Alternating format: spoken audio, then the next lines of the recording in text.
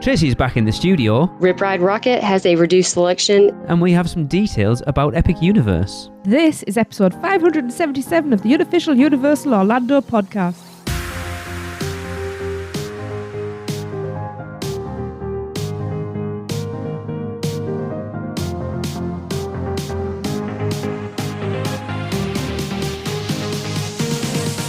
Hello, my people, I have returned. Yay! Yes! From the land that is Korea. It was awesome. And now I'm back. So, hi. There's Lee. Hello, everyone. And Johnny. We have Johnny Hello. with us. Hello, Johnny. Hello. My soul sister. Always. Literally my other half. My cosmic twin. Because Chris is all off currently at Universal Orlando. Actually, be travelling Again. back from Universal. Probably Orlando not. at this Probably point. stay another night. I mean, that is a potential possibility. Yes. Yes. And Michelle is dealing with some crap right now, to be honest. Yeah. So, how is everybody? I've missed you all. All right. All the listeners, I want you to shout back and let Tracy know. Yeah, I'm listening. I'm listening. Did you miss me? A few people did. I did. Everybody did. Like, I'll speak for everyone. We missed you so much. We're glad to have you back. Did Lee behave? Because I didn't listen. I think so. I was too busy having fun. I think so. Yeah, I'll say yes. Michelle tried her hardest to rein me in. I gave up years ago. Yes, so, as you've heard, we have Jodie here, our guest host, and that's standing for Chris. And Michelle at And this Michelle, point. yeah. Oh, you've got double duty there, Joni. Ooh. So, yes, talk to us. Introduce yourself. Tell us your favourite park, what your favourite food item is, and what your favourite ride is. And anything else, to be honest. At Universal, not just everywhere. That could be anywhere. Not just, I don't care. not all over the world. Hello, I am Joni Griswold. I'm pretty new to the parks. We just started coming in 2017. We also started listening to the podcast in 2017. Actually, picking my favorites was harder than I expected. My favorite park, I had to finally agree to say Studios. Yep. It's the one that when I'm here at home and I think about my happy place, I think about standing in the front of Studios and just listening to the music and taking it all in. The archway, I'm going to go with Studios. My favorite food is fries, surprisingly.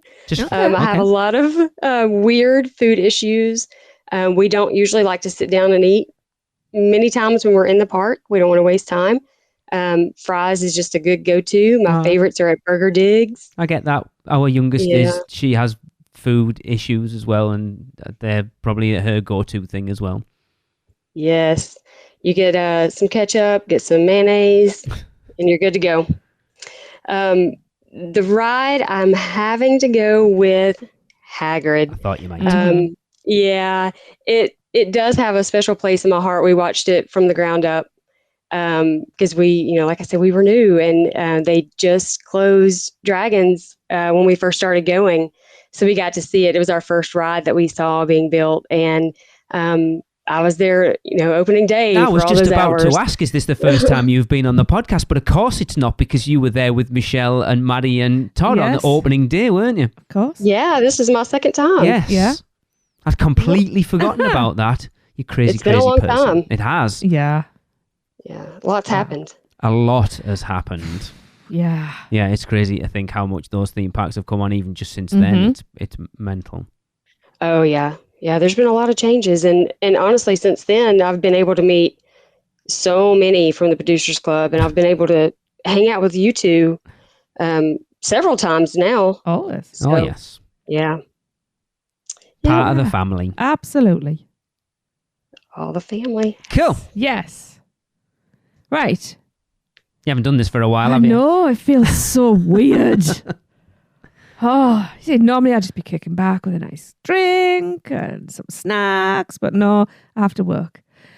Okay, well, I'll get my finger back on this pulse. Let's kick this off with some little things from Seth. This is Seth Kaburski, author of the Unofficial Guide to Universal Orlando. I hope you've had a great Halloween season so far, because I'm back with a spooky edition of all the little things that are new around the Universal Resort. We're going to start out in the parking garages where they've been doing rolling refurbs on the moving walkways. I was not able to use the moving walkways in the Cat in the Hat section of the garage because they were walled off on the main level. Look for those refurbishments to continue throughout the garage. Once we're out of the garage, if you're hungry for some early morning Mexican food, Moe's on the upstairs level of City Walk is now advertising breakfast burritos. Makes a nice alternative to the Starbucks and Cinnabon downstairs. As we enter Universal Studios Florida, I'm thrilled to report that the rebuilding of the front and exit turnstiles is now completely done, but there's still lots of little projects to be seen around the park. Hollywood Rip Ride Rockit recently lost many of its songs, but it also lost its banner ahead of the recent storms. Look for that to probably be restored by the time you hear this. The sign in front of the Men in Black Alien Attack attraction was also given a major refurb and is now looking bright and shiny new. Outside of the future DreamWorks land, the old Woody Woodpecker statue near the pizza window has been removed. And Chief Wiggum's car has been removed from Springfield, but that is just temporary and it should be back after Halloween. Speaking of Springfield, right now at Duff Gardens, you can get served Dufftoberfest, which is back now for a limited time. And speaking of alcohol, if you are attending Halloween Horror Nights, be aware that they are cutting off alcohol sales a full hour before the event ends, so make sure you hit that last call before 1 a.m. And one more tip, if you're going to be taking advantage of Stay and Scream at Halloween Horror Nights, the Stranger Things and Dueling Dragon houses have been the first to open up every night. That means if you check into the New York holding area over by Louis or get a late reservation at Finnegan's, you can start lining up for your first house by 4 p.m. and might be inside it by 5:15 p.m., giving you a great head start on your evening. Heading on over to the other park, at Islands of Adventure, you should be aware that Popeye and Bluto's Bilge Rat barges, Me Ship the Olive, and the rest of Popeye's Island are now both opening 1 hour after park opening and also closing 1 hour before park closing. The box of skunks right outside of Popeye Island that hangs behind the popcorn stand was also recently missing for a refurbishment. Around the corner in Jurassic Park, the extra cost wall climb activity has been permanently removed, as it was removed from the New York area of the studios quite a while ago. Ripsaw Falls is now scheduled for a refurbishment from October 2nd through the 17th of November, and Jurassic Park River Adventure will be getting its annual refurbishment from January 8th through February 1st of next year. And last but not least, if you are a beer fan and over at Cabana Bay Beach Resort, keep an eye out for a new seasonal beer crawl with different brews at bars throughout that resort. What? All right, that'll finish it for this installment. As always, you can find me at theunofficialguides.com, where you can purchase copies of my new 2024 guidebooks. And until the next time, I'll be out there at Universal Orlando, keeping an eye on all those little things for you. I have to ask, Joni. Yes. As Cabana Bay is your hotel of choice, how many bars are there? Are there enough bars there to justify a beer crawl? Oh, there are. And actually, not this trip, but last year in 2022, we started it. I believe fellow producer Jacqueline, she finished it.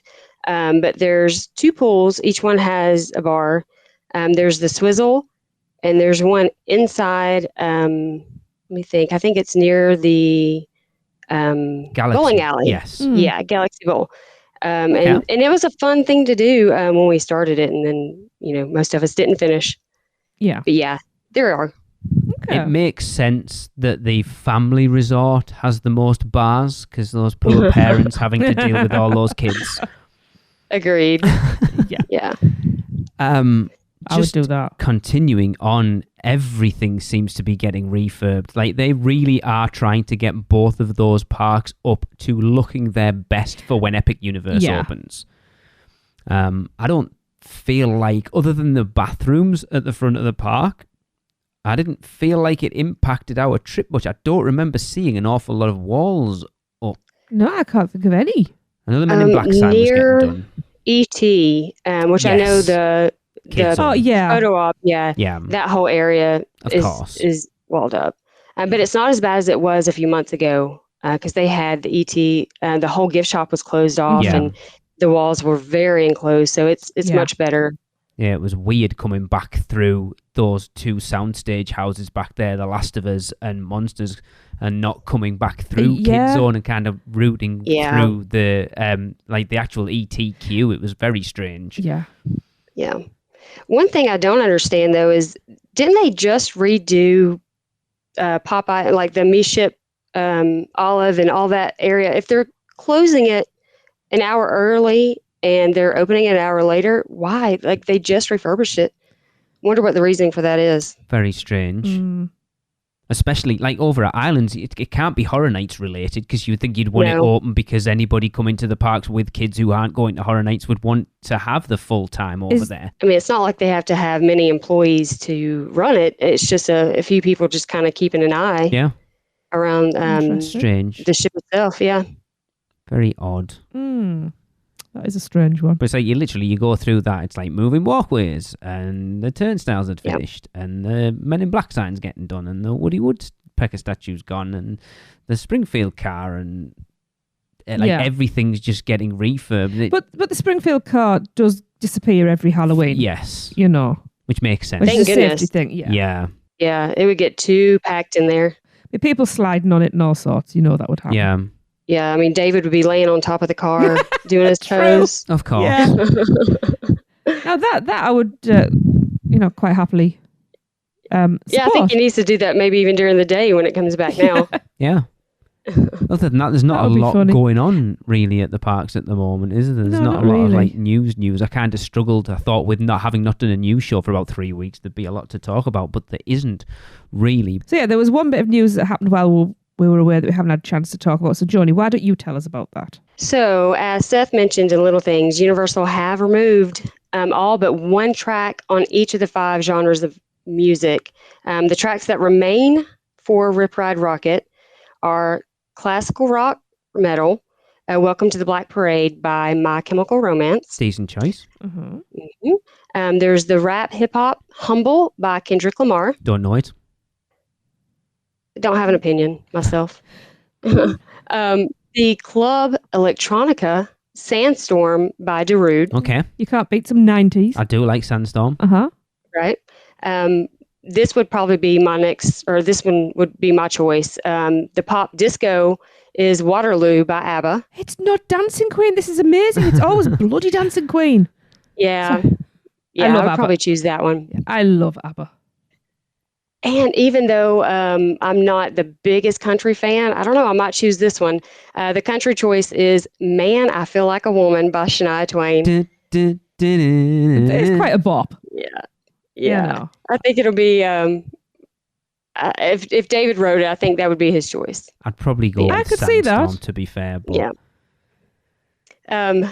You can still access the secret track list. Okay. So we thought it would be interesting to discuss the change and the future of this attraction. Yeah, it's interesting. Because I know we've talked about on the show before that why have they never changed the track lists? Like, surely it's easy. The Universal Music, the company that they own, like, surely it should be easy just to change it out every now and again. And then suddenly we've removed everything apart from one track each. Yeah. Yeah. Well, the secret list, maybe it's just because I'm nervous every time I've ever ridden it. I can never get it to pull up in time. Either. No. You have to be very, very quick with it. Yeah. So I always just chose Gwen Stefani. Good choice, to be fair. Yeah, that was good. Yeah, I didn't mind. But yeah, I could never get the secret list. But I was also fiddling with everything and, making sure it was closed and I was in my seat. I managed to get the actual track list button up once, but I couldn't remember any of the tracks, so I just put something typical. random in, and then it just played one from the other tracks because it wasn't a proper number. But it's just, I know there's a lot of people don't like this attraction anymore. Michelle won't ride it, and a lot of people are just like, I'm just not interested anymore, and it's a bit of an eyesore. Do we think this is the beginning of the end? It feels like it. It should be. I wonder what they'll do with it. They'll probably sell the track or reuse the track for something else. But that's quite... It's so rough. It's quite a... I know it's like... I'm saying it's quite a footprint. For a coaster track, it is quite a footprint. They've been... you all know that I hate that concrete jungle of a queue line. Horrendous. But it's actually a very clever queue because then it goes up so that it's got a small footprint. But that is space that can be very well utilised. You know? Yeah. I mean, we could have a Minion coaster. Oh, there would be so many people so angry about Minions if they did that. I would be okay with it. It is an eyesore. I like it. But again, I haven't ridden it since September last year. I didn't even ride it then, I don't think. Yeah, I did, because we I? rode it with Connor and the kids. Oh, yeah, that's right. And it broke down. Oh, no. See, Did it that's... break down? No. It didn't break down. We were stuck in the queue. Yeah, We weren't on it. I'd die. Someone probably was, and that's exactly why I won't ride it. Yeah. Well, That aside lift from the hill, headache though. it gives you. Well, It's that thing. It's been a mess. I think we've talked about it on the show God knows how many times before. It's a mess from when they put it in because it's not where it was supposed to be. The lift hill's in the wrong place. Originally, that back section was supposed to go out into City Walk because they were going to have it where once the park closed, you could buy a ticket if you were just in City Walk on a night and like paid $10 to go and ride it during the night, which would have been awesome. That's why the whole light package thing on it would have worked. I'd have paid $10 to ride it at like 10 o'clock on a night after being out for dinner. Yeah. maybe before dinner, not after. It sounds like that's what the dueling coaster Epic Universe is going to be, that in the hub, so it's not attached to a land, so you can just ride it at any point. So they have doubled back on that. It's never got a particularly long wait time anymore. Like I say, so many people I know won't ride it. But it's I'm not one. fussed again. I did really want to go on it, and every time I was like, I just can't be bothered right now, and then just never ended up doing it.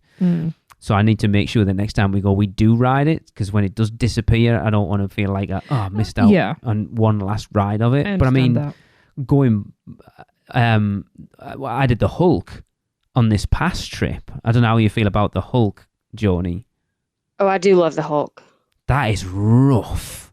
It is rough, but it's not as rough as Rip Ride, but I do love the Hulk more. I wish you could move your arms more. You're so confined, but I do love the Hulk more. But it's that launch. It's the fast launch that I love.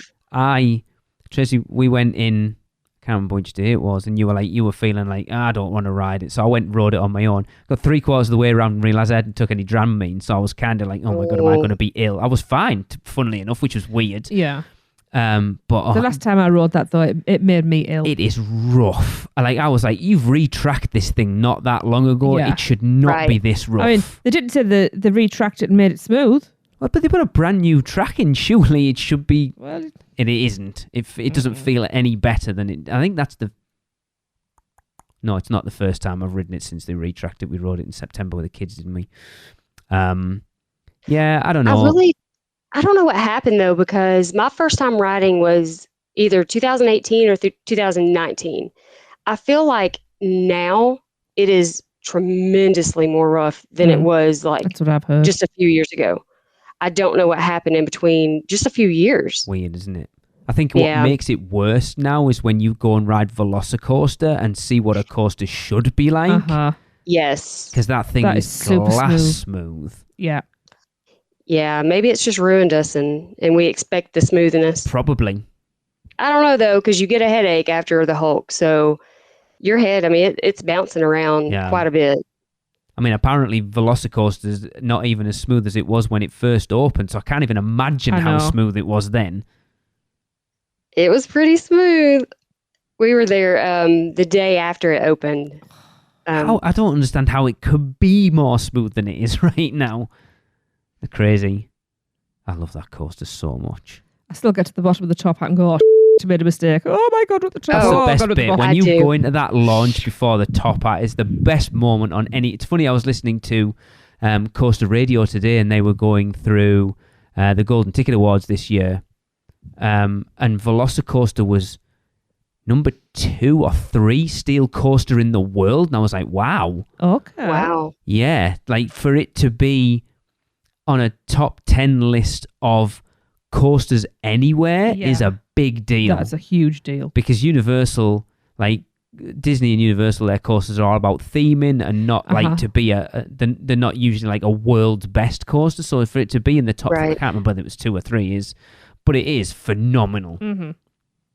Oh, it still scares me. It terrifies me, but it's amazing. But in a good way. It's just over so It is in a good quickly, way. but in a good way. You set off and then what feels like 20 seconds later, you're coming back into the unload dock. You're like, what the hell crazy, happened? Yeah. Yes. I still don't have enough time to look around properly and see what's going on around me. Oh, no. Like even, I think the last time I rode it, there were new dinosaurs, new raptors that I saw that I never saw before. Okay. Wow. Interesting. Yeah. But it'd be interesting to see what happens with Ride Rocket. I think this is definitely the start of the end, because if it's a licensing thing for the music and they're not prepared to pay for the licensing again, then that tells me they're not that bothered about that attraction. Right. I think the only sad thing for me is I love the silhouette of the parks.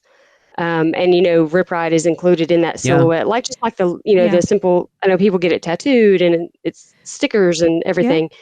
It will be missed on that. That's about it. And how much it adds to the park on a night. The light package is phenomenal. Oh, it is. It's a lot of fun. It is a good coaster at night, actually. Yeah, it'd just be weird to see It's what a they do. different ride at night. Yeah. Interesting. Because it's obviously one of those things that you see a lot during Halloween Horror Nights. Like you'd be waiting in those, like behind the Jimmy Fallon building sound stage there, and you can hear people screaming as they fly past you in the night. Yes. Yeah, it's such a big part of Horror Nights. Speaking of which, yes, of course, we are deep into Halloween Horror Nights at this point. I can't wait. I'm going to have forgot everything that happened in those houses by the time we go to do our house list at this point. Probably. But speaking of house lists, we, of course, want you guys to get involved because I like putting our listener house rankings together. So if you've been to Halloween Horror Nights, send us your rankings of the 10 houses this year, and trust me, it's a tough one. It's hard. It really is. I think I'm settled on my 10, but it could well change. Apparently Blood Moon, all the audio cues in that house have changed, every single one of them already. What? Yeah, someone posted like something for the better, or I don't know, but someone posted that they'd said that so all the like pedal jump scares, all the audio associated with those pedals has changed. They've changed them all, which is weird. Yeah. So we need to go back then. I mean, that's the argument, yes. But of course, yes, send us your house rankings in. We want your 10 to 1 and send them to us at podcast@uuopodcast.com, and I will collate all that information together. And at the end of the season, we will have the definitive top 10 rankings of this year, because it tends to shake out where the houses deserve to be overall, whether I agree with it or not. Yes. Interesting. Johnny, have you sent yours in? Yeah. I have not. I actually just started making it this week. It's been so hard. It's so hard. I think my final list will be after our October trip. I want to go through you're them going all back again. Okay. That's fair. Yeah. So we really have to go back now. You have to. Yeah, middle of October. I'll see you there. I've priced it up, to be fair. I haven't got any holidays left. I don't get half term, but I will make half term. Yeah, I'm excited to see how they shake out this year, because I think everyone has a very different opinion of...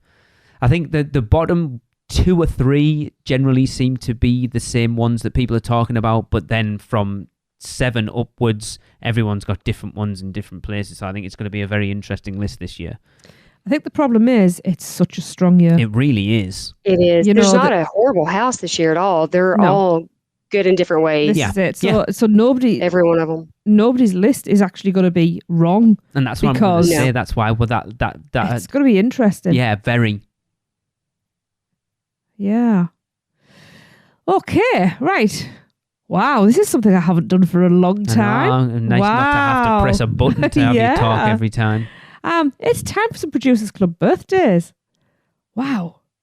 It really feels like I haven't been here for years. It's crazy. Okay, we are going to kick this off on September the 19th. It is the lovely Sarah Prudhom's birthday. Happy birthday, Sarah. Happy birthday. Happy birthday.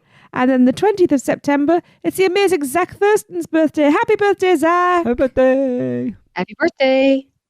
And the following day, on the 21st, it is the irrepressible Chris Haynes' birthday. Happy birthday, Chris. Happy birthday. Happy birthday. And then the 23rd, it is the very talented. He is very talented. In fact, I've been seeing some stuff recently that has blown my mind. Yes. Yes, it is the incredible Chris Lepresto's birthday. Happy birthday, Chris. Happy birthday, buddy. Happy birthday.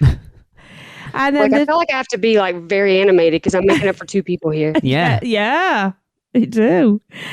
And then on the 26th, we have the gorgeous Jenna Vutsina's birthday. Happy birthday, Jenna. Happy birthday. Happy birthday. Jenna was representing UUOP. She had one of the icon shirts on at Horror Nights the other night. She I still find that so weird. It's a bit weird. Let's very move on. strange. Let's move on because I'm uncomfortable. And then finally, we have birthday twins. Not literal, but they share the same birthday.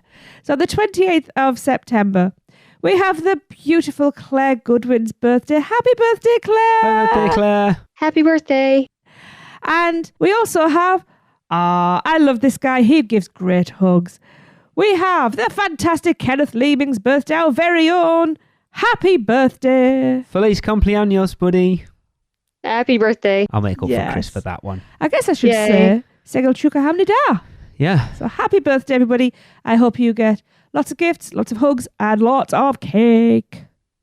Okay. I could just eat some cake, actually. Well, let's go and do Me that too. and have a quick ad break. We'll eat cake and then we'll come back. Man, we need a vacation. Oh, I got this.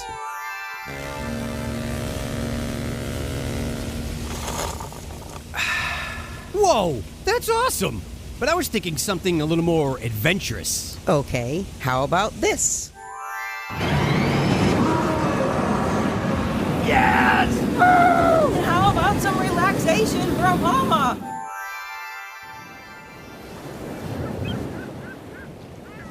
Oh, perfect. Wait, how did you do that? Easy.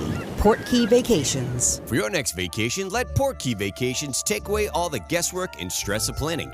From air and hotel to theme park tickets and everything else in between, they've got you covered. Just visit PortKeyVacations.com and touch the PortKey to get started with your free, no-obligation quote request. With just one touch, and PortKey Vacations will magically take you wherever you want to go. Welcome back, everyone. Well, you've That we was didn't really get any nice cake. We I haven't had got any cake. bloody cake. Johnny, you had cake, didn't you? It was delicious. We just weren't telling Lee, were we? So, What is going on? We can't tell you. nope. It's a cake secret. It's weird. Okay, while Lee's still looking puzzled, we have a bow pick a bow bow from Katie.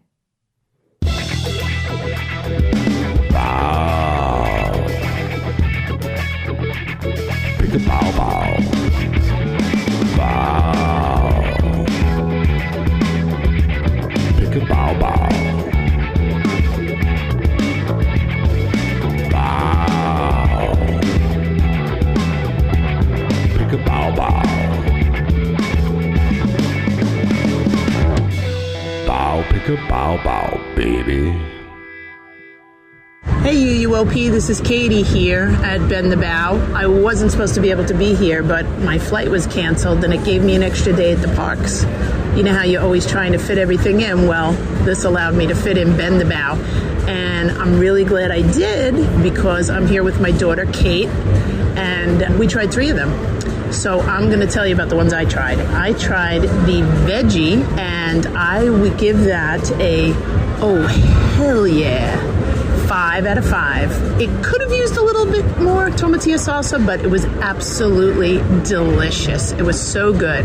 And then I also tried the brisket, which if it just had a little bit more crema on it, it would have also been a 5. But I give that a 4.5, I would say, out of 5. Still absolutely delicious. The bao buns, which I have never tried before, were so soft and pillowy. They were absolutely delicious. Great carriage for those foods. It was so good, and I'm really glad I tried it.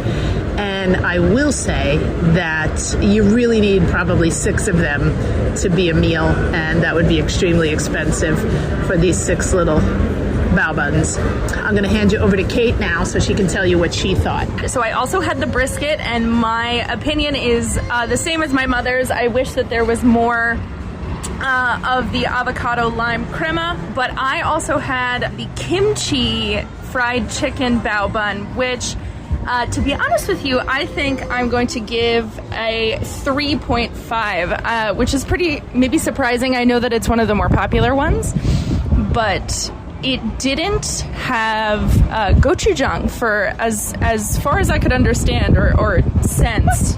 I couldn't really find the gochujang, and I couldn't really find the kimchi aioli or butter or something. So it really only had chicken and then sort of like a spicy aioli or a spicy mayo, which it was still delicious, and there was a little bit of cucumber at the bottom. So it was delicious, but it wasn't necessarily, it didn't really scream like Korean to me. It just was sort of like spicy fried chicken, which was still delicious. So I give it a 3.5. And then, like I said, I agree with my mother's judgment of the brisket at a 4.5. I also wanted to say one other thing to you guys. We passed the Central Park crepe stand, and they've gone up to $11.99 each. I was very surprised because they began at $7.99. I can't even, with COVID, I don't even remember how long ago that was, but they're $11.99 each. And that is something that I still keep saying I'm going to try, and I haven't done that yet. Anyway, so bow chicka bow bow. That's made me laugh. That was a very fair assessment, I thought. They've just recently started doing bobas now as well. Yes, I saw that. There's a dark roasty boba. What does that mean? A blue bao boba, a mango boba, a pumpkin spice boba, and that's it. Oh, interesting. You two really are akin to each other, aren't you? With the same inflection. Yeah. I mean, we've still got time to get them in. I think we've got 2. Craig Lucas sent one in. Oh, that'll be interesting. 10 minutes long. Well, that doesn't surprise me. I've listened to how many a of it bit can of you it. actually... I don't know how... Just his scores, probably. I will try and figure something out. We love you, Craig. So I've got you're an 2. idiot. I think I've got 2. I've got one from Craig and one from... Someone just sent one in recently. Okay. I can't remember what it was. So we definitely want some more, Tracy. But not too many. Well, people need to know how to get them in. We need to know. No, they can send as many as they want, because then I can just ram a load together. I've done that before. We can do a Bow Pick a Bow Bow special. Yeah. A whole episode on Bow Pick a Bow Bow. With John playing each time. No. Yes. We need a CD. I love that. Yes, so if you were to join in, you know what to do by this point. You go, you buy bao, you eat bao, you take mental notes, and then you record your thoughts in a lovely manner, and then you give them a grade. It's as simple as that. So if you want to join in, go and do all of that, and you can send that to us at UUO Podcast. No? Where is it? It's been a long time. Podcast. At UUOpodcast.com. You can send that, what Lee said, podcast at UUOpodcast.com. And just so you know, the ratings are 1, which is blech, and 5, which is... Oh, hell yeah. Yes. Because Tracy left that bit out. I hadn't got to that bit, That bit should have been ages ago. Just keep on track because you've been gone a while. This could be my last show. I might just go away. Well, we again. already know it's not your last show. Well, because spoilers, we've already recorded next week. I was going to say, not unless you can see into the future. Which I can, because we recorded it an hour ago. Whoa. Wow. Fine. I won't be here after that then. Oh, well. I'm going to Joni's. Come on. Joni loves me. I do. You do. We would get in so much trouble together. The best, though. It would be. Yes. So, Joni. Yes. So, Bow Pick a Bow Bow is kind of coming to the end of its run. It's done more than I expected it to be fair, because it is one of those places we've had so many people say, I don't even know where it is, or I've really had to search for the place, because it is really out of the way. It is. So it has done rather well.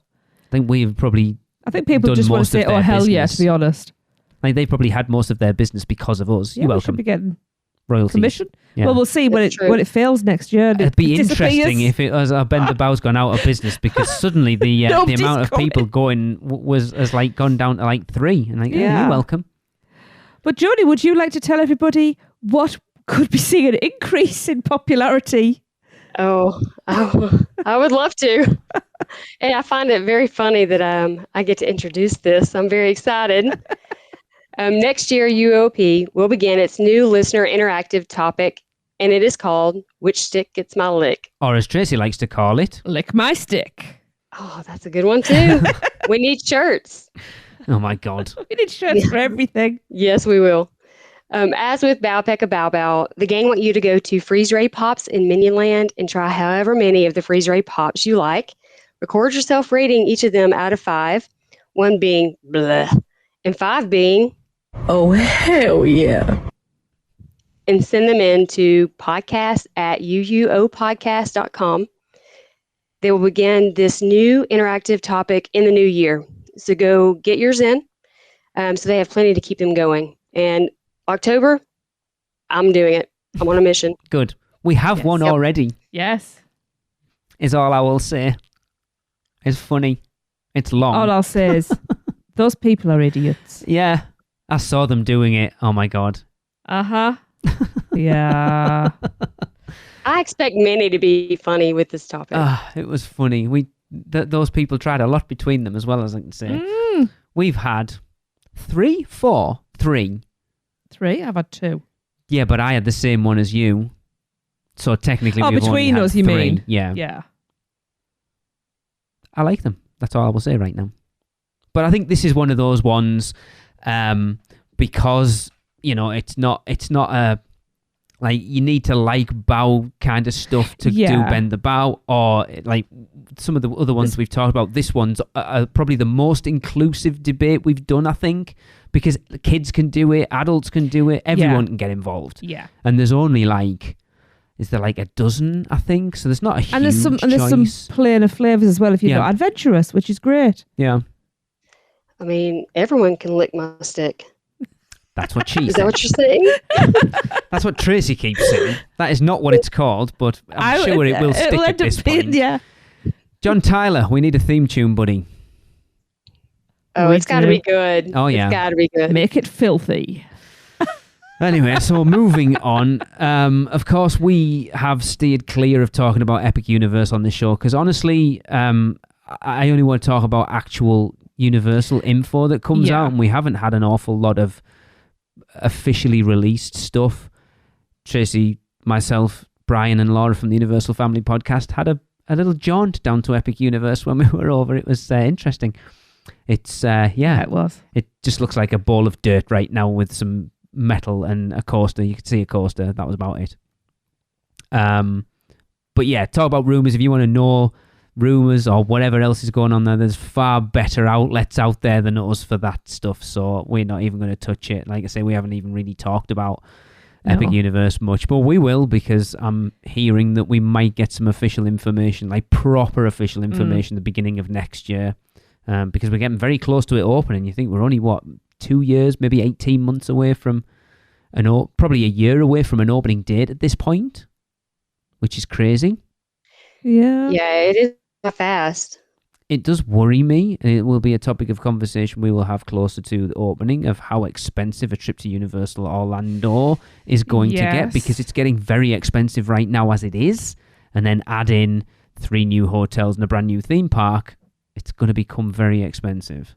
Yeah, that is a worry. We're already trying to plan and trying to prepare, but it's worrisome. Yeah, I think I had this conversation with you when we were over there, was it? Yes, yeah, we I did. thought I had. And yeah, it's worrying, because even just an annual pass for Universal Orlando is becoming very expensive. Like, mine was over $500 just renewal last year, And that's only 2 parks. You want to throw in Volcano Bay and then think about Epic Universe. I dread to think. Yeah. It does worry me. And you're never going to get the value that I did out of my pass. No, that is very true. You know. Tracy's had 5. Tracy's annual pass has lasted 4 years. I've had 5 trips out of that pass for like however much you paid for it. Like when's it run out? November, I think. So I can go back? You could, yes. Middle of October. Yeah. Anyway, but we've actually had a little bit of info dropped. The Hollywood Reporter was been saying that Universal's Mark Woodbury, the CEO of Universal Destinations and Experiences, has given some. I mean, it's not a lot of information, but a little bit out there. So, Joni? Speaking at the Bank of America Media, Communications and Entertainment Conference, Woodbury told everyone that Epic will be the most technologically advanced park yet for Universal. This park will also usher in the use of facial recognition, photo validation technology that will allow guests to have a frictionless experience at this park, as well as the company's other parks in Orlando. Interesting. Yes. Mm-hmm. I didn't, when I put this together, I never really read that last bit. So obviously so from what we know, again, I said we weren't going to talk rumours, but we don't know anything for definite, but it looks like, so unlike how City Walk is now, where anyone can go in, that main hub at Epic Universe, you're going to buy a ticket to get you into that. You can't just walk into the hub. Because there's a carousel in there, I think, and that dueling coaster. So you will have to buy your entry ticket to get into that. And then each land is, like Diagon Alley, is a completely enclosed entity off that main hub. So rather than having to scan, like, I don't know whether it's going to be... See, I'm interested when we get on to talk about your trip to Japan, Tracy, whereas you look at like the different levels of tickets and stuff that are available there. I'm wondering if Epic Universe will be the same, whether you could buy a different level of ticket to give you access to different lands. You know, like the express passes at Japan, where you could have they were a nightmare. I wonder if the tickets for this will be the same, where you could buy a ticket to 1 land or 2 lands or 3 lands or 4 lands or whatever, whether it'll be a tiered ticket system, or a one-size-fits-all like we've got now. But obviously the facial recognition stuff is going to allow you to go to and from each area without having to scan a ticket or a fingerprint, because those fingerprint things are a nightmare still. I can't believe they're still a thing. No, they don't work half the time, I feel like. We're always stuck behind people who don't know how to use them, or they don't know which finger, which is my daughter. We always... I had that, but because I had to change it for some we always reason. manage to pick the line behind the idiots that don't know what they're doing. Same, every single time. Yeah, every time. That's because Lee doesn't listen to me, and he always goes to the one I tell him not to go to. But then it's interesting if they're... So whatever this is going to be at Epic, that they're going to then use at Islands and Studios, that they've just redone the turnstiles of both with fingerprint scanners in, which is odd. Right. You know, I keep hearing people say that once the new park opens, the others will be empty. I don't think that's going to be the case. I think they're still going to be just as crowded. I do. You think they'll be empty or just as crowded? Just as crowded. Yeah, I don't think this is going to be feasible for a lot of people, honestly. I think there's going to be just as many people going to the old parks as they are the new one. Mm-hmm. I agree. It's going to be a very weird year, 2025, because we've never, since we've been doing the podcast, we've never experienced anything like this. The closest we had was Volcano Bay, and it's just a water park. But I worry, we talked about this when we were away with Chris and Michelle, Tracy, didn't we? And between us, that you look at the operations at Universal Orlando, and there's certain things that they still can't get right. Stupid little things, like we were talking to a woman in line when we were going to Tracy needed to go to first aid for some band-aids, and we got talking to a woman behind us, and she'd got the photo package, and so she went to the photo store at the front of port of entry to redeem her virtual voucher thing for the card, and they told her she had to go to guest services to exchange her digital voucher for a physical card, to then take that physical card back to the photo center to then have it validated And like, how does that make any, like, just have it on your phone. Like I used my annual pass on my phone this time. I had our Horror Nights tickets, our Express Pass tickets, all on my phone. And it was so easy. And but also when they only have one person in guest services, even when the line's 40 minutes long. Yeah. It doesn't make sense why she would have to go from one to the... So there's little things that I've experienced over this last trip that in a park that's been open for, in an Island's case, 24 years, and in studios, like 30 years, that there's little things that they should be better and they're not. And then they're going to open a brand new theme park that is going to be, let's be honest, it is going to be unlike any theme park that you, for that first year, because everyone is going to go. Vloggers from all over the world are going to be there. It's going to be a mess for that first year. I'm contemplating whether I even want to set foot in it in the first year, because I just don't think... But I feel like we should because of the show. Because of the podcast, obviously. But I worry that Universal aren't able to handle what that is going to be, and it might be a mess. Well, it's just like in California, when the Mario area opened, it was a nightmare. You know, people couldn't get in to eat. They couldn't do anything, basically.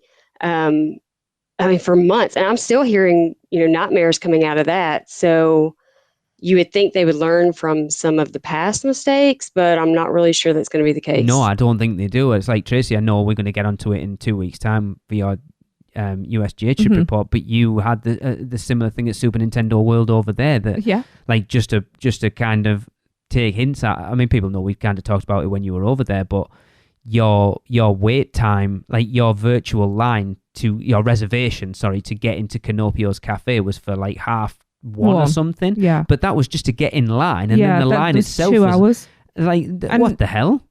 I've been in there from like 9:30. No, well, 9:10, let's say. Yeah, by the time I was in the park by 8:45, but by the time I got over there and got in, probably about 9:10, and that's one land in a whole theme park that's been open for however long. You're talking about a brand new theme park with, let's use the hub, with 5 brand new lands that everyone's going to want to experience. Yep. I'm concerned, honestly.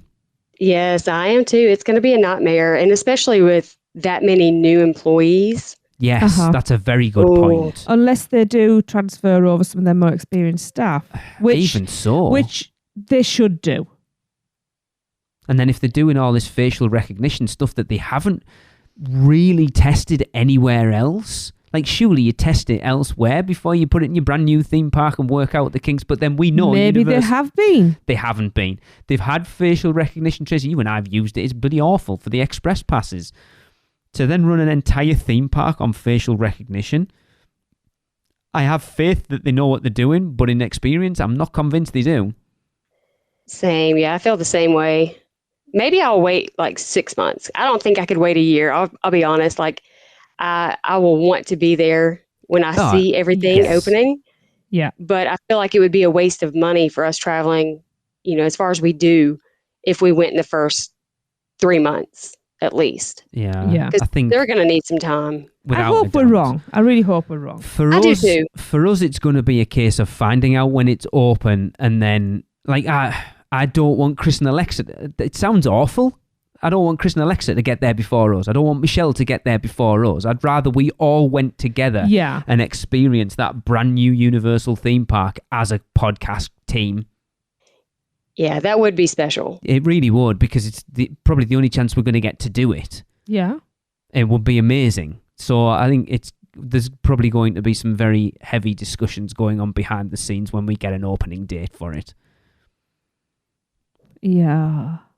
We say all this, but honestly, when it comes down to it, as soon as the opening date is announced, we're all going to be checking. Oh yeah, we're going to be checking hotel prices. We're going to be checking the prices, and we're going to want to be there opening day. I know me. That's why it's handy having a travel agent as part of our team. Yeah. She's the best.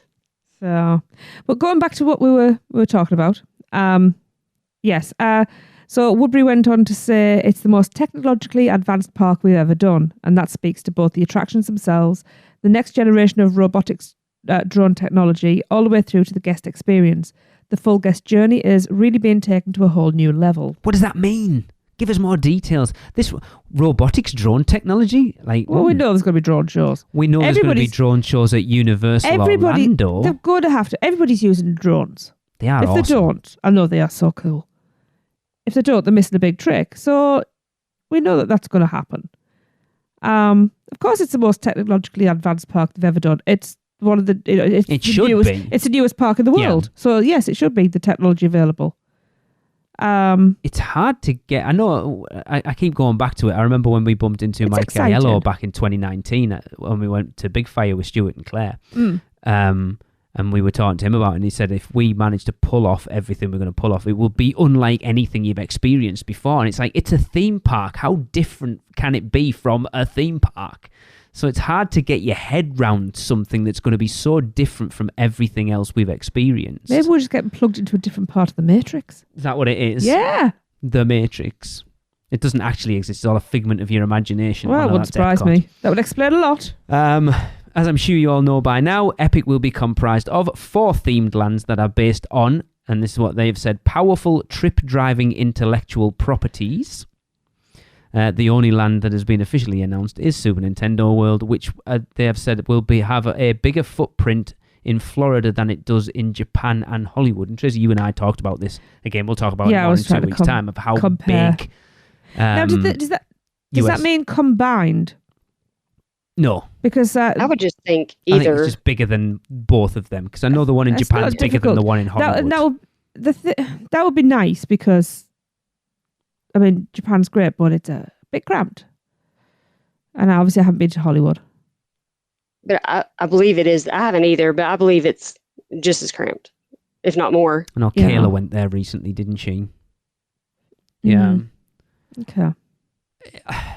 Like, I having never experienced a multi-level theme park land, it's hard again to get your head round that. I tried to talk to you last night about it, and even you sort of struggled to explain it. It's very difficult to explain, because you literally just walk in that first time and your jaw hits the floor. Because that's unlike nothing we've ever experienced, is walking in on the second level.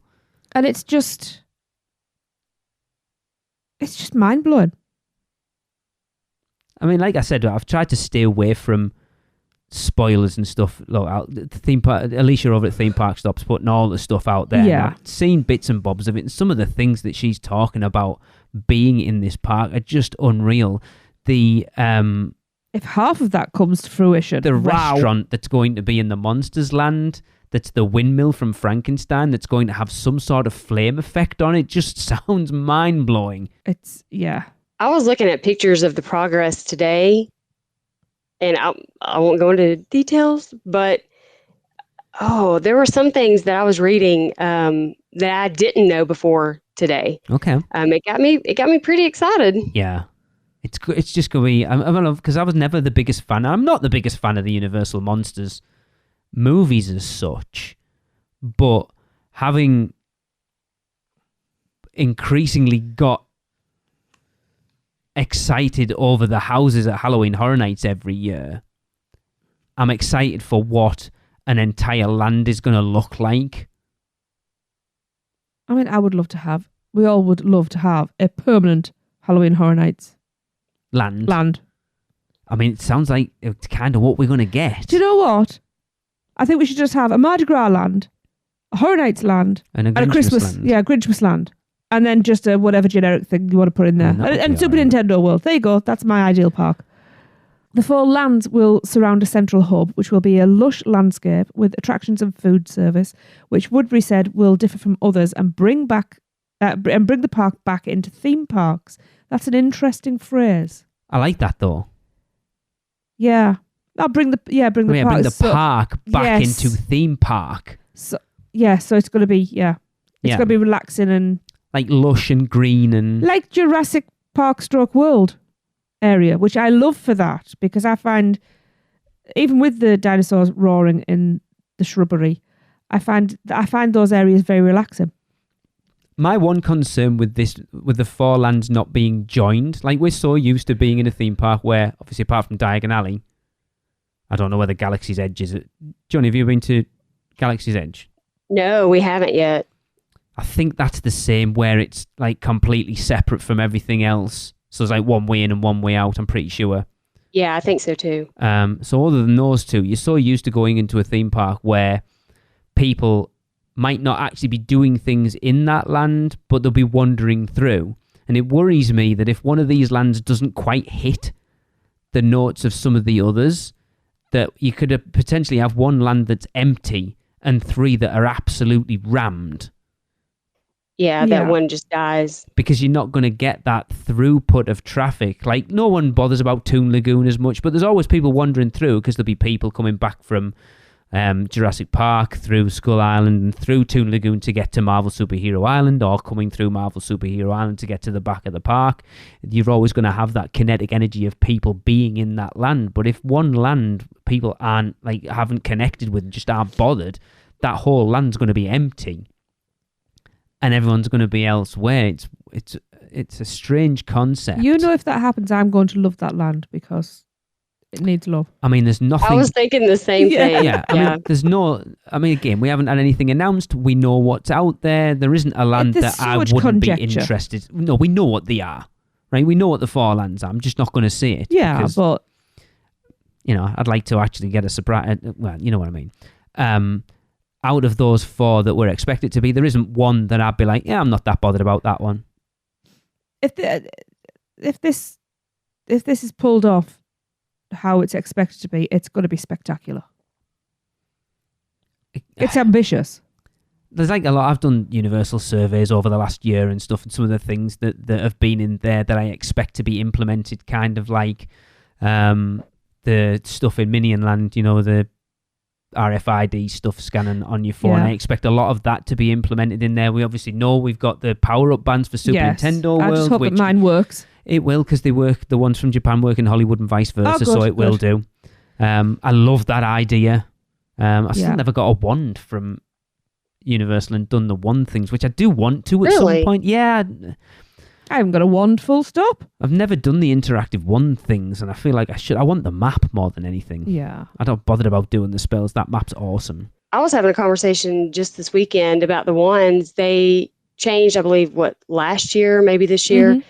They're only doing interactive. Yes. I think that was last year. And those are the more expensive. We saw them. And so I feel like even with the Nintendo bands, aren't those like $40 each or more? I was just going to say, Tracy, how much did you pay for yours? Do you remember? It'll be on the box because I haven't taken the price off. It's still so bizarre being able to talk about this thing with someone here who's experienced it. It was a few thousand yen. I know that much. I think it worked out. Oh, I don't know. I couldn't hazard a guess. I remember putting the conversion into my phone and going, ooh. Because Chris Nilgate from TDR Explorer generally says whatever it is in yen, it's like 41,000 yen would be $41. Yeah. Around that, yeah. So think about the new lands. Okay, so there's going to be that in Nintendo.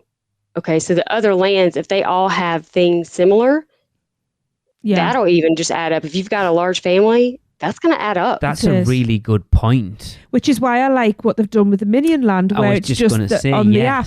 And I think that could be a testing bed, like you say, for interactive stuff within those lands. Because spoilers, we've already recorded next week's show. I felt like we should have brought this up. But yes, you're right. That was one thing we talked about, and I talked about it with someone else. With Super Nintendo World, to do all that interactive stuff, you have to buy a power-up band. But with the Minion stuff in Minion Land, as long as you've got a smartphone with NFC on it, you're good to go. It's free. Yeah. You don't have to buy anything extra. It was Chris. Right. Chris I was talking to. You're not having to buy anything extra to experience that in that land. And I loved that. Yes. Because I can't... I mean, yes, I bought the power-up band, but that was like, really, that's a once-in-a-lifetime trip. But you're going to get use out of it. I am. But for me, like buying a wand...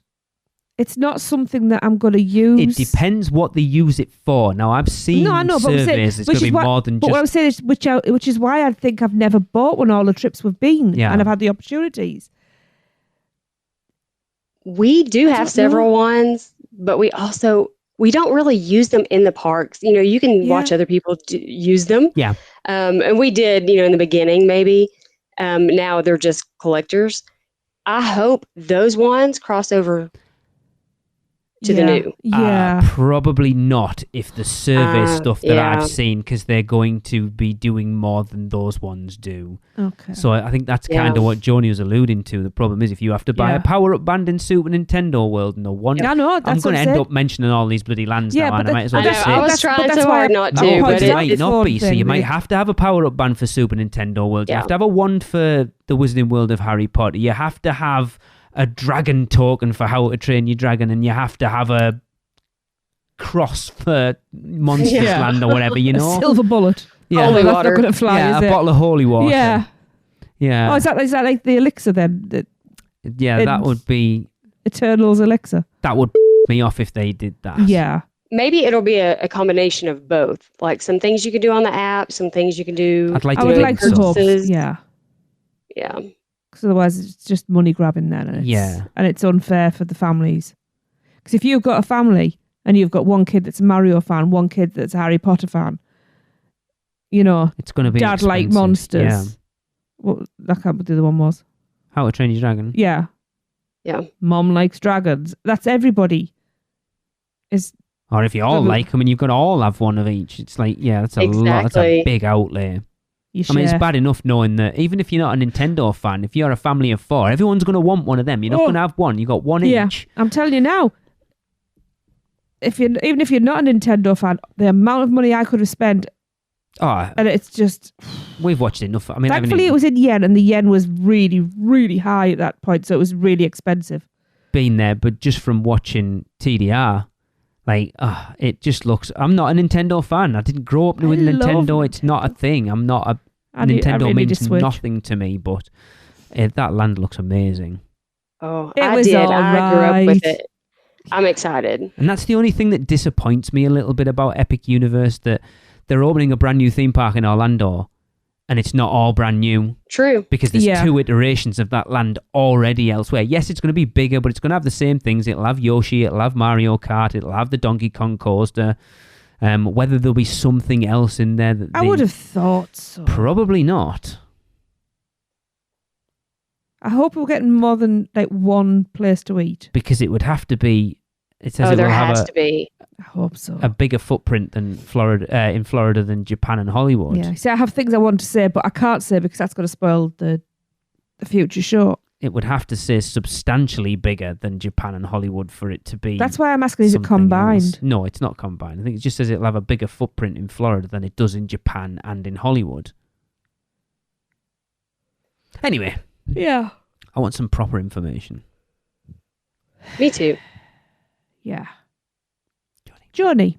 Okay, so Universal is also adding 2,000 more hotel rooms. Whew. That's a lot. Woodbury, it is a lot. Woodbury also said that the park will have unprecedented hotel integration into the park experience. A fleet of electric buses will transport guests to the site, which is about 3 miles from Universal Orlando Resort. So there we go. No one's actually known exactly how they're going to get guests from one area to the other. This was the obvious thing that was going to happen. Because you look at how the integration of just Dockside and Surfside and Cabana Bay get into the parks, it's not... Other than having to go through the security hub, it's fairly seamless. It's like a 5... Unless you get that bloody traffic we had that day we went over. Oh, that was ridiculous. Other than that, it's like 5 minutes to the parks. It's not much. This is going to be... If you're staying at Dockside and Surfside, which I feel... If you can't afford to stay on those Epic Universe hotels, I think Dockside and Surfside are going to be the hotels to stay at. I agree. What I want to know is, are there going to be 2 lots of buses going from hotels, one going to Universal Orlando. to City Walk, and one going there? Because if you... It's very weird, isn't it? Because put it this way, if you're at Dockside and you have to go all the way to City Walk, like all the way to the hub... No, you won't. To then get another bus to go up, that's what I'm saying. That doesn't make any sense. Exactly, that's what I'm saying. So there's got to be I think they're 2 treating buses. Epic Universe as a completely separate entity to Universal Orlando Resort. But we knew it wasn't going to be a monorail because that's prohibitively expensive. We knew it wasn't going to be a gondola because where the hell are they going to put all of that infrastructure? You know... No, but it would have been amazing. It would have been amazing. You're right. The buses make perfect sense. Yeah. And it's only going to be like 5 minutes down the road. I wonder how much those hotel rooms are going to be. A lot. because I say we got to drive when we went down with Laura and Brian. You see those like reflective panels on the front. It's very interesting. But then obviously the main hotel is the one that's at the... Okay, we're not talking rumours or whatever, but from the original concept art that come out, it's at the back of the hub. So it's going to be like the whatever the one is at Disneyland Paris, because they're one like at the entrance to Disneyland Park, so it's almost isn't it? going to be like looking up a sweeping driveway up towards it. Oh It's my very grand. God, like just being in that hotel, looking out of your hotel room over the entirety of Epic Universe is going to be amazing. And everybody's going to want the top floors. It's going to be like how much of a premium those Volcano Bay view rooms at Cabana Bay are. Yeah. Like just being able to be in your hotel room and just be sitting looking over the hub or whatever. Like, for the couple of hours you've got the it would be amazing. But here's the thing that worries me is when it says the integration into the park experience, it reminds me of that Star Wars hotel that is closing because no one could afford it. I hope they have learned from Disney's mistake and they don't price it. Overprice it. Yes, like way out there. I hope that's not what that means. No, I don't think it will be. I think Universal, they do look at what Disney do and do tend to learn from their mistakes quite a lot. Yeah. Yeah, I mean, let's be honest, that Galactic Cruise, however it was ridiculously priced in the first place. That was for the 0.5%ers. I mean, it really was. It sounds amazing. Can you imagine if they did a Harry Potter hotel on site that was a similar level of like storyline and experience? It would be amazing, and people, I think that would.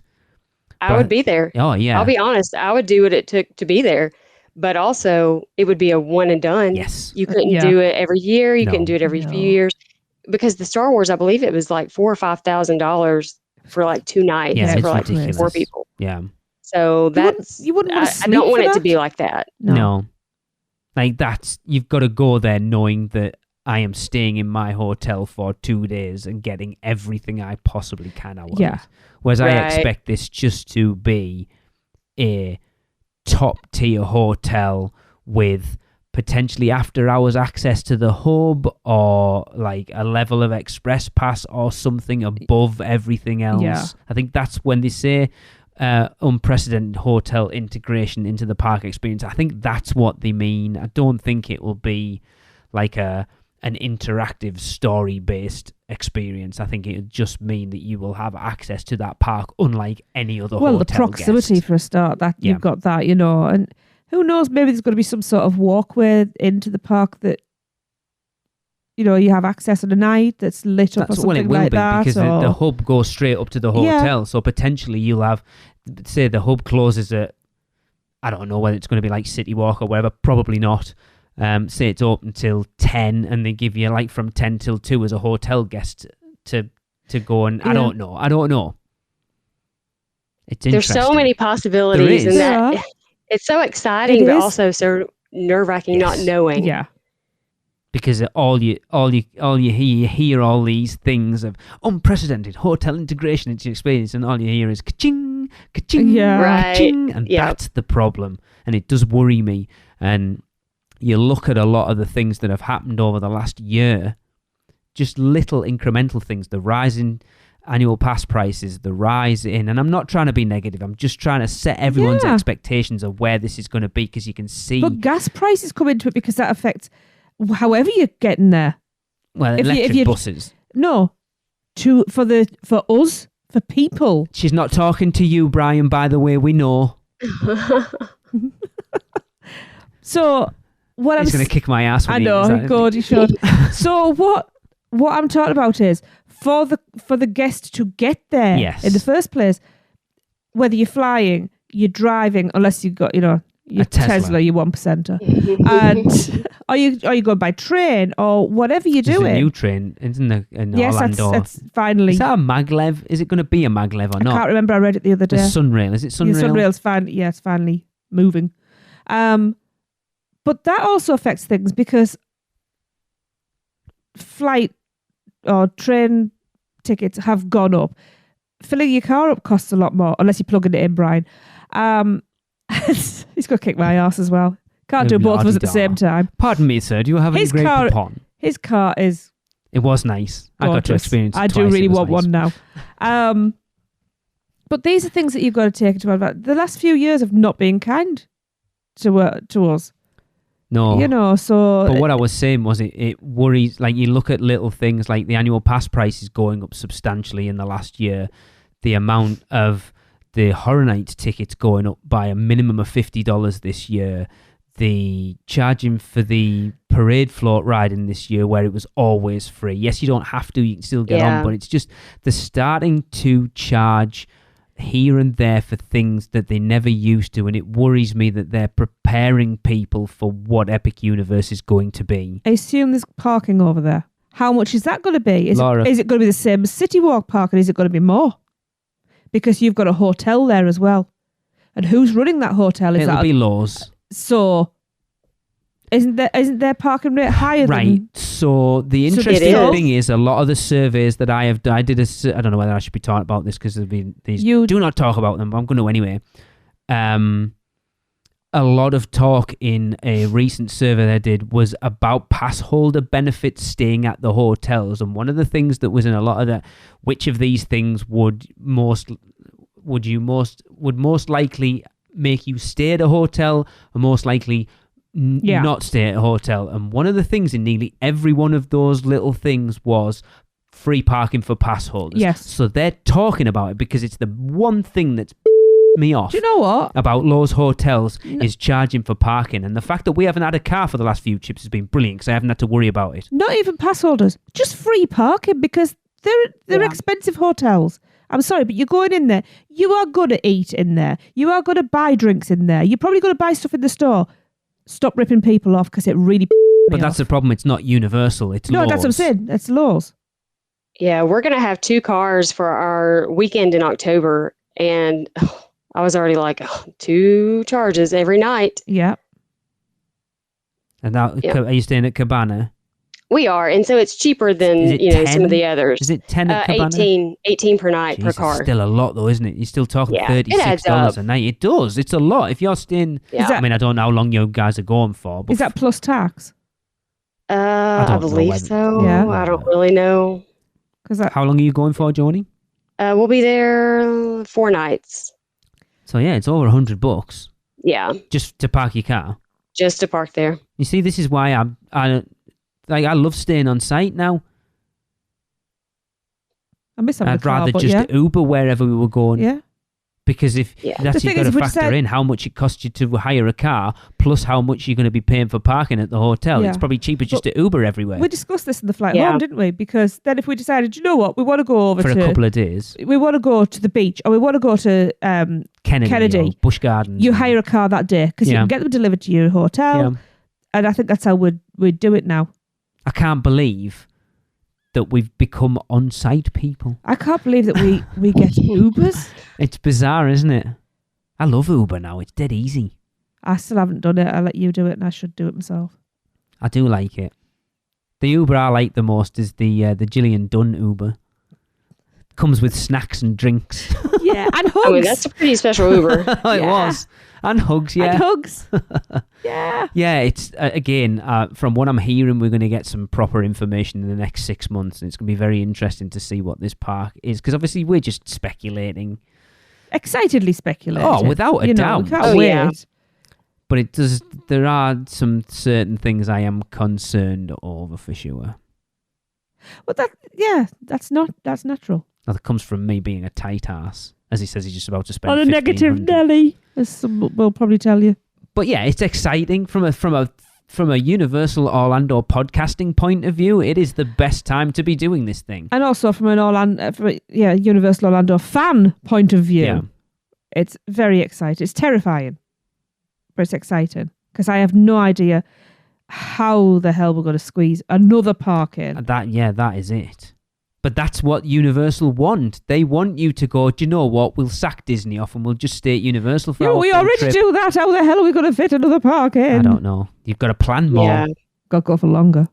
Just got to plan. Got to move there. Someone on the pass holder page mentioned how you would actually be able to have like a full week vacation once the new park opens. And I thought, well, no, I could do that now. Exactly. We do that now. Yeah, we do. We've just done, 10 days? Yeah, we've just done 10 days.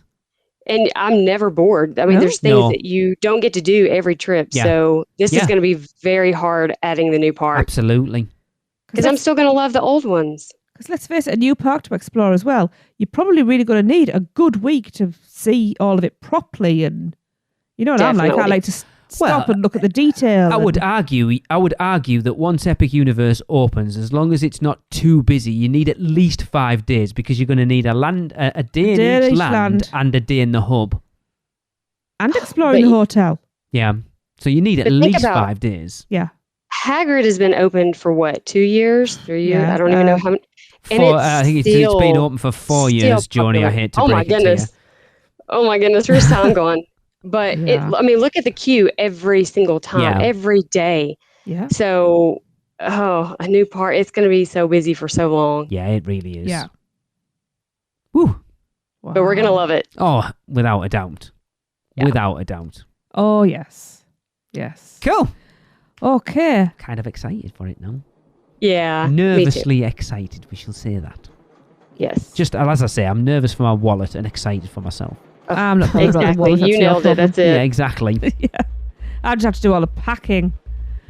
Oh, well, that is the end of the podcast. And that means it's time for a Universal Is. And this one comes from Kiki Horton. And because she got engaged under the fire-breather dragon in Diagon Alley in 2016, Kiki says, Universal is our love story. See you next time. That was another episode of the Unofficial Universal Orlando Podcast, the best and only podcast about Universal Orlando on the island. Check us out on social media on Facebook, Instagram, Twitter, YouTube, and Pinterest. Just search UUO Podcast. For all the podcasts, news, and articles, check out our blog at uuopodcast.com. Contact us at podcast@uuopodcast.com.